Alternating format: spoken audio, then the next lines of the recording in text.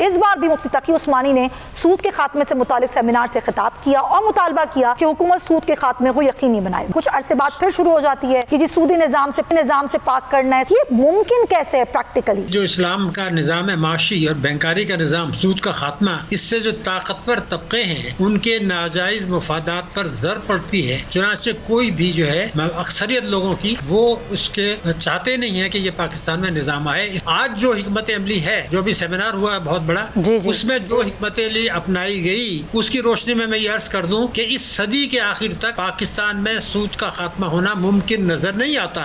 लेकिन अगर दुरुस्त हिकमत अमली हो तो शायद 2.5 साल में इस्लामी बैंकारी आ सकती है। बार बार अदालतों में सूद पर बहस और मुबाहिसा हो रहा है, लेकिन ये मसला अदालतों का नहीं है, बल्कि असल रुकावट है सरमायादाराना माशरती निज़ाम।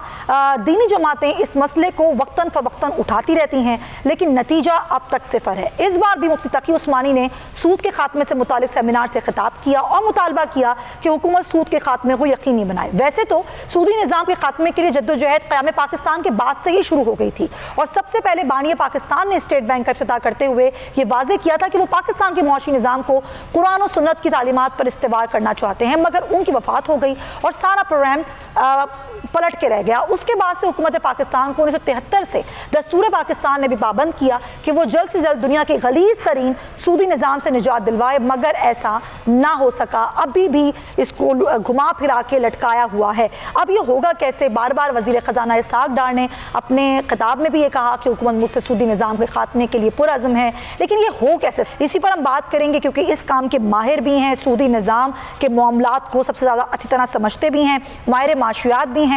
चेयरमैन है research institute of Islamic banking finance, doctor Shahid Hasan Siddiqui साहब। डॉक्टर साहब बहुत शुक्रिया आपके वक्त का। सर सबसे पहले तो मुझे ये बता दीजिएगा, ये जो बार बार बात कुछ अरसे बाद फिर शुरू हो जाती है कि जी सूदी निज़ाम से पाक करना है, सूदी निज़ाम से पाक करना है, ये मुमकिन कैसे है प्रैक्टिकली? बहुत शुक्रिया आपका।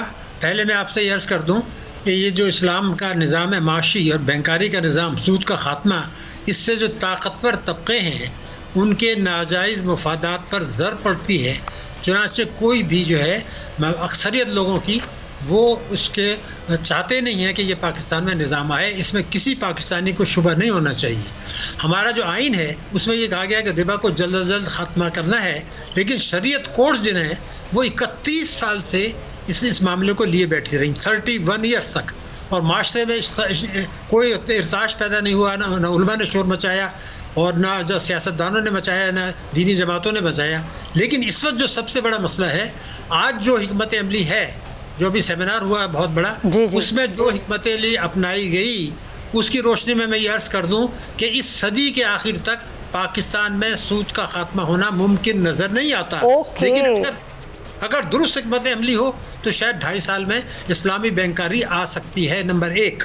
अब मैं आपको ये बात बता दूं कि ये जो शरीयत कोर्ट का फैसला है अभी हालिया, जिसकी हिमायत कर रहे हैं फजलुर रहमान साहब, डार साहब, आलिम दीन मुफ्ती तकी उस्मानी, मौलाना मोनी और बड़े बड़े उलमा, वो सब इसकी हिमायत कर रहे हैं। हालांकि उनको पता है कि ये जो फैसला आया है इसमें गलतियां हैं, इसके अंदर खराबियां हैं, इसके अंदर उन्होंने सुप्रीम कोर्ट के जो अहकामात थे इस मुकदमे के लिए उनको दानिस्ता नज़रअंदाज किया, क्योंकि उनको फिर उसमें मेहनत करनी पड़ती। और सबसे बढ़कर इसमें जो इस्लामी बैंक हैं वो सूदी कारोबार कर रहे हैं। शरीयत कोर्ट ने उनको कहा ये शरीयत के मुताबिक है।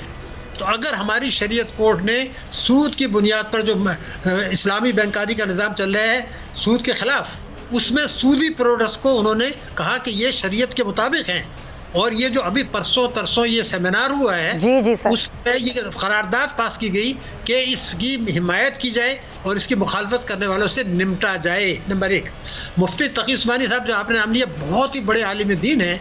उन्होंने 2 बातें कही, वो मैं आपको बता दूं।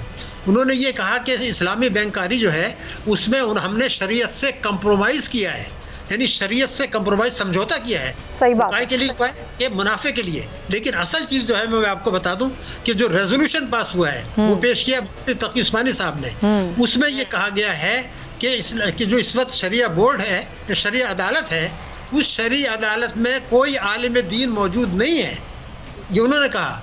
और आईन पाकिस्तान में लिखा है कि शरिया अदालत में आलिम दीन एक होना लाजमी है, लेकिन वो ये फरामोश कर गए कि जिस फैसले की वो हिमायत कर रहे हैं, जिसने उसको लिखा है वो वही है जो आज भी आलिम दीन है।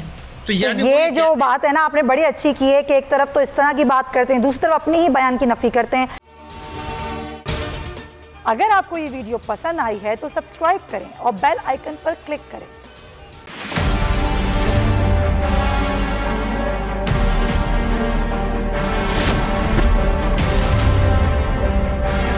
हमारा एक कारोबार नहीं है भाई, हम हकीकी सहाफत कर रहे हैं, ये फर्क है। हमारा ये कारोबार है, हम अपना कारोबारी नुकसान में नहीं करूंगा। अभी फॉरगेट अबाउट जर्नलिज्म। हमारा एक कारोबार नहीं है भाई, हमारा ये कारोबार है, हम अपना कारोबारी नुकसान में नहीं करूंगा। हम हकीकी सहाफत कर रहे हैं। Forget about journalism, forget about journalism. हम हकीकी सहाफत कर रहे हैं, ये फर्क है। सब्सक्राइब करें और बेल दबाएं ताकि कोई खबर रह न जाए।